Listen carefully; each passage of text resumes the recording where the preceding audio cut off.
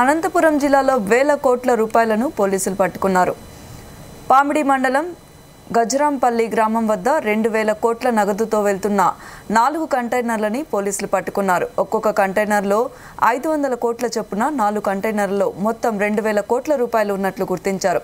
ఎన్నికల కోడ్ నేపథ్యంలో పోలీసులు వాహనాలను తనిఖీలు చేస్తుండగా ఈ కంటైనర్లు చెక్ చేయడంతో బయటపడింది. అయితే ఇదంతా రిజర్వ్ బ్యాంక్కి చెందిన నగదుగా పోలీసులు చెబుతున్నారు. అయితే ఈ 4 వాహనాలను ఎస్కార్ట్గా కర్ణాటక పోలీసులు ఉన్నారు.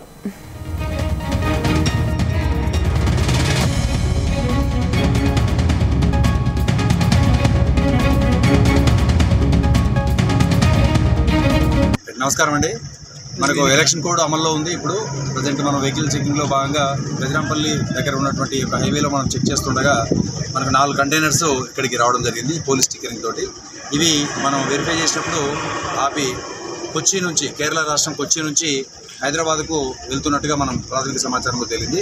ఆ తర్వాత డీటెయిల్గా వెళ్ళినప్పుడు అక్కడ ఉన్నటువంటి సిబ్బందితో కానీ వాళ్ళతో మాట్లాడినప్పుడు ఇందులో ఈచ్ కంటైనర్, ఒక్కొక్క కంటైనర్లో దాదాపుగా 500 కోట్ల రూపాయలు అమౌంట్ తీసుకెళ్తున్నారని చెప్పి తెలిసింది. టోటల్గా 2000 కోట్ల రూపాయలు అమౌంట్ని కొచ్చి నుంచి హైదరాబాద్కు తీసుకెళ్తున్నట్టుగా తెలిసింది.